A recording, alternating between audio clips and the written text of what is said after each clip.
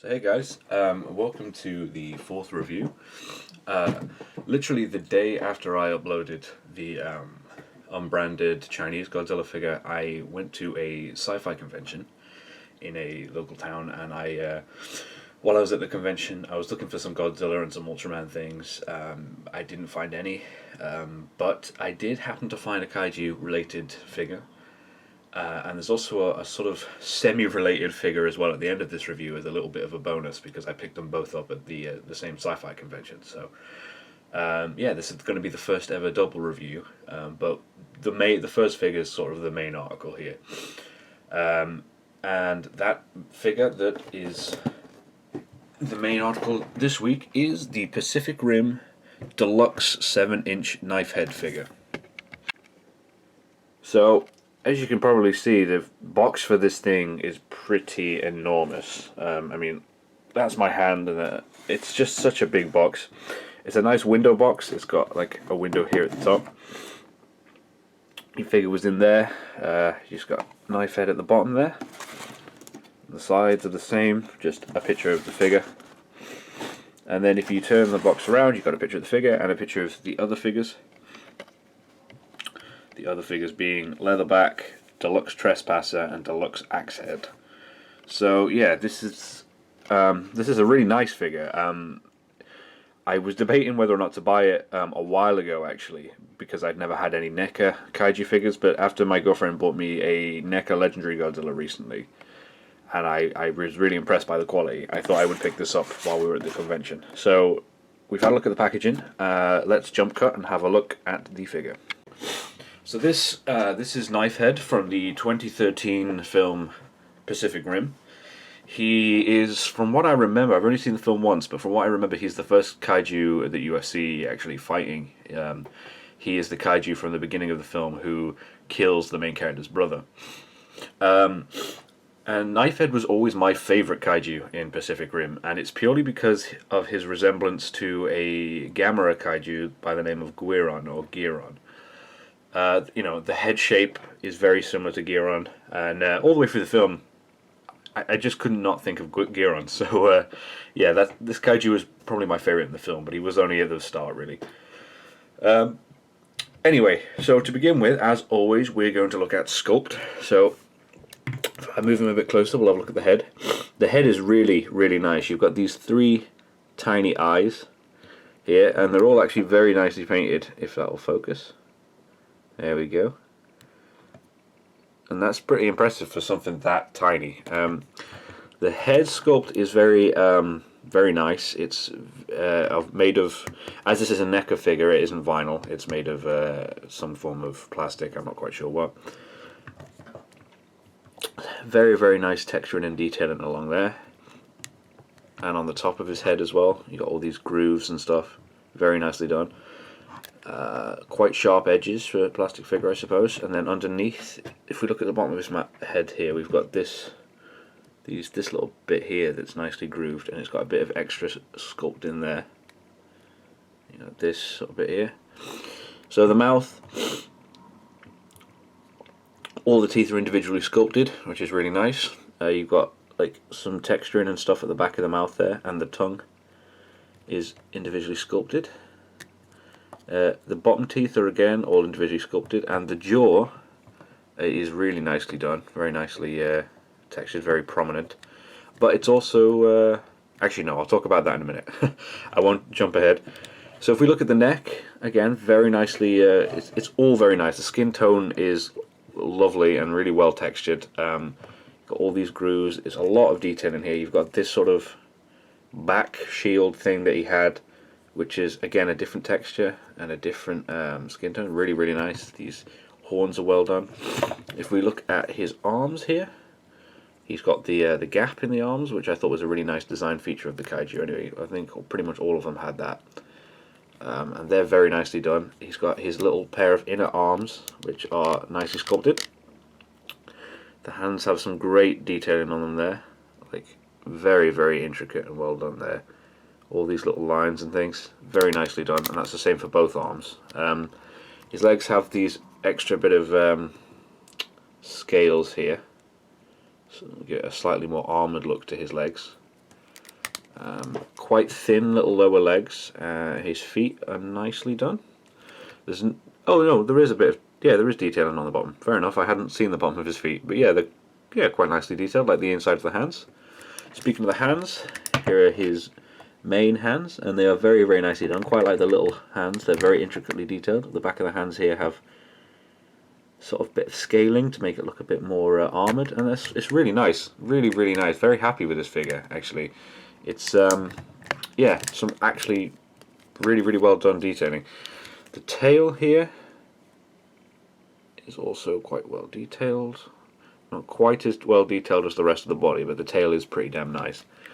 So yeah, for sculpting, this figure's got a lot going on. The Pacific Rim Kaiju were quite visually striking. There's quite a lot going on with them, and I think this figure's sculpt captures them really nicely.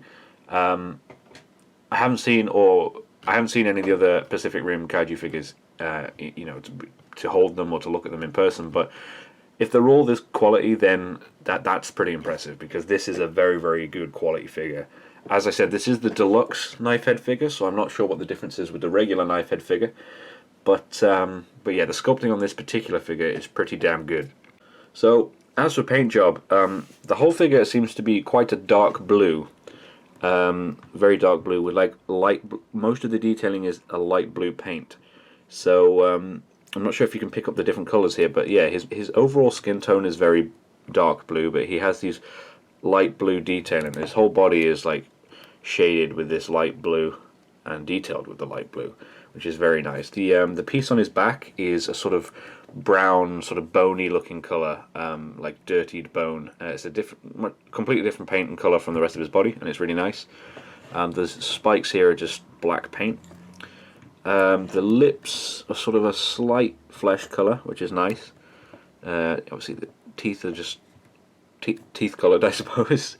Little purple tongue, and the blue paint at the back of his mouth there.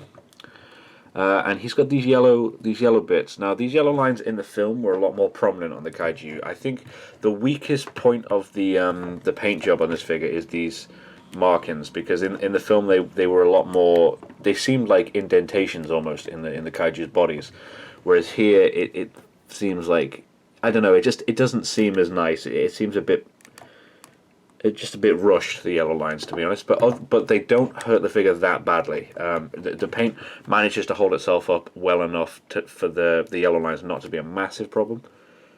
Just quickly mention all the fingernails, toenails, and fingernails on the little hands are all the same black paint as the horns from the back. So paint job, again, very nice and quite intricate, but the yellow lines do let it down a little bit, and they could have been nicer. It's not one of those situations where you look at it and think, oh, well, that bit of the paint lets it down, but I don't see how they could have got around that.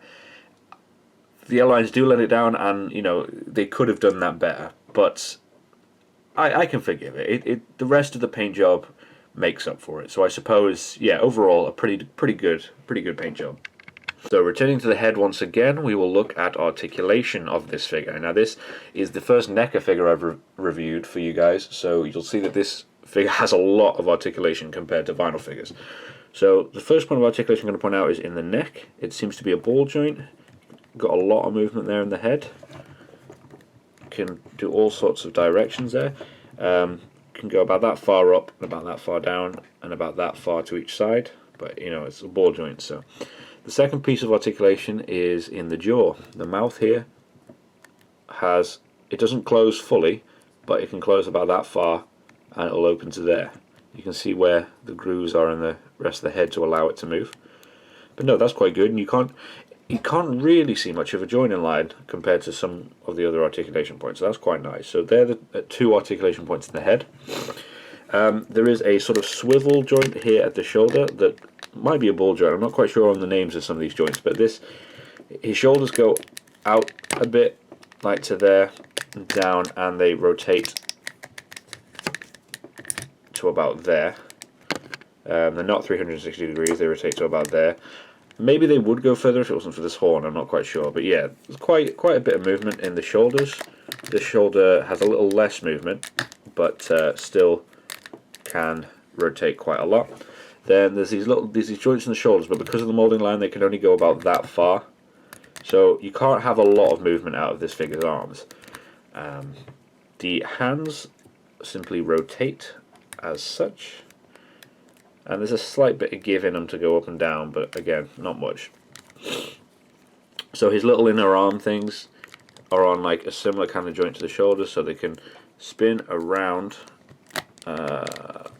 not 360 degrees, they go about that far, and they can go up and down, and the hands swivel. So the hands are the little inner arms are quite well done. Just move his arm out of the way so we can have a look here. He has this articulation point just above his hips at the waist, so you can turn his torso and legs separately.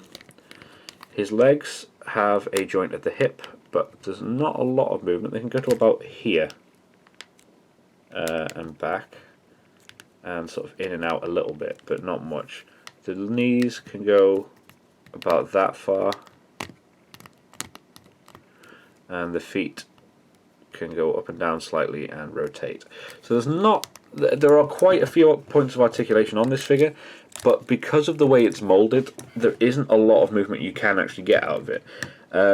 But you can slightly reposition bits of it, repose it, open and close its mouth, etc. So yeah, whereas the articulation is, there are good points of articulation. This figure will get bonus points here for the amount of points of articulation it does have, but the articulation doesn't allow for a lot of movement. So I would say for articulation, for a figure with this many articulation points, I'd say the articulation movement is actually kind of average. It's nothing amazing, but it does allow you to sort of maneuver him a little bit on the shelf. I will say that articulation doesn't bother me as much, particularly because I am more of a collector of vinyl figures, so obviously articulation is not really my forte, but no, this is alright. And one thing I wanted to mention, which I've only just remembered, is the tail here, from this point downwards, is thick rubber with a bit of wire inside, so you can actually position the tail and bend it and it'll stay however you want it to go. So that's a nice little feature, and it allows, the tail's really integral, because I think if it didn't have that tail for balance, this figure would fall over quite a lot, because he is very, very top heavy. But no, overall I'm quite fond of this figure's articulation. So yeah, that's articulation done. Pretty alright, but nothing special. So pricing, I honestly can't remember how much I paid exactly for this, but it was around 20 quid, I believe. And I got this, as I said, from a local sci-fi convention. But I had a look online, and there's a couple of these deluxe Knifehead figures going for around 25 quid on eBay. I couldn't find any of them on Amazon, the deluxe ones, but there's a couple of them going for around 25 quid on eBay at the time of this review. And that's probably what this figure's worth. You know, it's good quality material, it's a good size, it's got the good articulation, and it's it's a good figure. It's a good figure. So for that price, yeah, I totally recommend it. Now I'm gonna save scaling until I've done the review of our next figure, which is our little bonus figure. Now the bonus figure coming up isn't technically a kaiju figure at all, but I suppose it is a large Japanese monster, and it is a soft vinyl figure, so I did really want to have a look at this figure in one of these reviews, because I really, really like this next figure. So I'm going to have a jump cut, and we'll have a look at that figure. So for you who know what this is, you'll know what this figure is. This is from a Japanese anime by the name of, if you can see it there, Attack on Titan. So like I said, this isn't a kaiju figure technically, but it is a large Japanese, like an iconic Japanese monster that's, you know, large, and this is a soft vinyl figure. So I've reviewed a lot of vinyl figures, and I review kaiju, so I thought I could throw this in at the end of the Knifehead review as a bit of a bonus, to be honest. So if you just look at the box here, it's just got Attack on Titan Muki Muki soft vinyl figure. I don't know what Muki Muki means, but Attack on Titan there, Attack on Titan logo, this thing from the show. This is by either Furyu or Jammer. I don't know either of these two companies, but it's by one of them. Yeah, and you've got information here. I imagine this says Colossal Titan or whatever. It's the #1 figure, I guess. As I said, I'm not quite sure. And then inside there is just a two-piece bit of plastic with like a mold, so you can hold the figure in the box without him, you know, rattling around. So I'll move the packaging out of the way here, and we'll have a look at the figure. So here is the Attack on Titan soft vinyl Colossal Titan figure. Yeah, and I really like this. This figure's awesome. First of all, obviously we'll have a talk about sculpt. So here's the face, quite nicely detailed for a vinyl figure. You've got all the sort of the gross muscle texture that made the Colossal Titan. So for those of you who know what this is, off the bat, based on that, you'll know what this vinyl figure is. But this is from the Japanese anime Attack on Titan. Now, as I said, this isn't technically a kaiju figure, but it is a giant sort of Japanese monster that's quite iconic now, and it is a vinyl figure. So I just really wanted to have a look at this figure, and it's a really nice figure. I really like it. So quickly just look at the packaging. It's just a window box. It's quite a nice box, actually. You just got soft vinyl figure, etc. Attack on Titan, just different logos and stuff, and then on the back a bunch of Japanese things. And for those of you who don't know Attack on Titan, this is the character we're going to be looking at. So I'll just move the box out of the way, and we will have a look at the Colossal Titan. Now this figure is awesome. I really like this figure. So first of all, we'll have a look at the sculpting. You know, he's got that sort of bone and the really disgusting like muscle texture that made the character so frightening in the anime.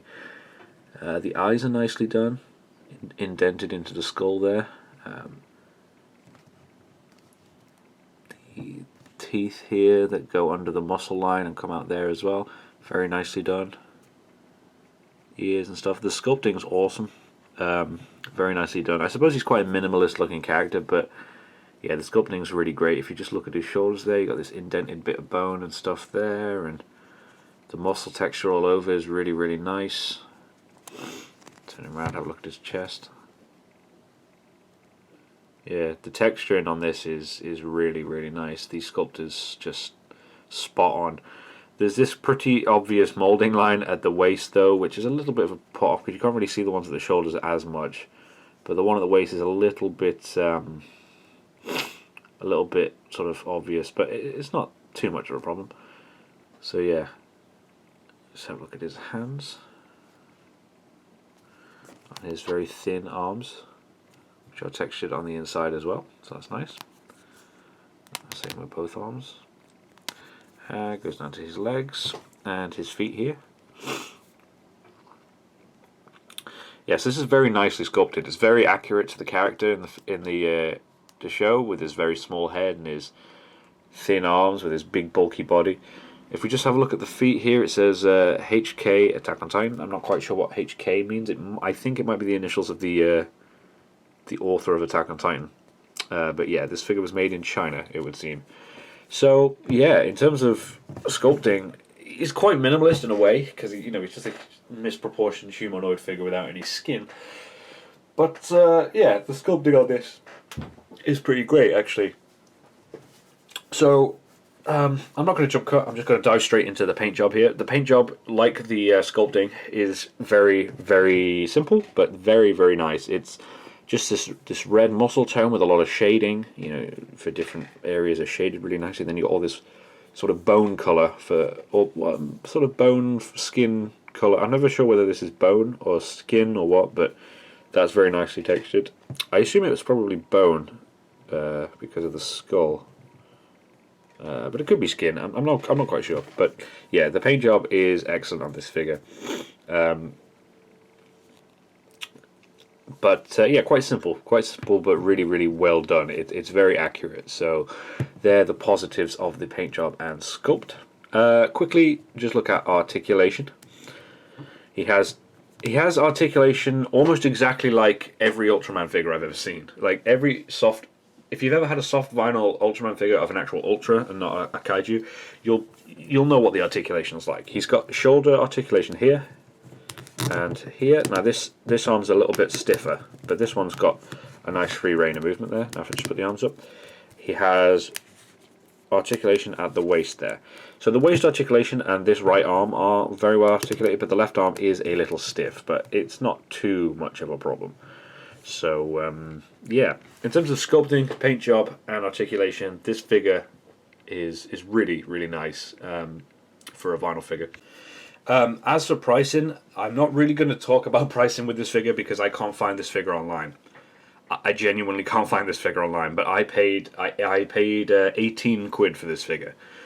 So, and I would recommend that is a very good price. So if you can find this figure for that price, fair enough. I think if you were starting to pay 25 quid for it, it's getting a bit much. But for 18 to 20 quid, I think it's pretty decent price. And yeah, I can't find it online anywhere. So I can't really put you in the direction of it. But to be fair, I didn't want to do this figure, as seriously as the last one. This figure is more of just a little bonus thing that I picked up at the same convention. But now we will start to look at some scaling. So if I move the camera back slightly, and I move Colossal Titan backwards there, I'll do him first because he's already on the desk. Here he is next to the usual comparison, the Final Wars Bandai Creations Godzilla. Now this Godzilla stands around 6 inches, so you can tell this Titan's gotta be 8. I'd say the Titan's about 8 inches tall. He's a pretty massive figure. He's fits in quite nicely with your Bandai figures in one way. Like, I know he's a little bit big, but if you stick him amongst your figures, he looks quite menacing, like peering over the rest of the vinyl figures. So he does fit in quite well. He's a little bit big, but I suppose if you were to compare the size of the Colossal Titan and Godzilla, the Colossal Titan might be a little bit bigger. I'm not quite sure. But yeah, I like the scaling. It's not perfect, but I'm a fan of it. And just because I was talking about the Ultraman figures that share their articulation with this Titan figure, I'll just show you one of them here. It has the same articulations there and there, but yeah, he's quite small. Actually, the Colossal Titan dwarfs this Ultraman figure, but this is a 6-inch Ultraman.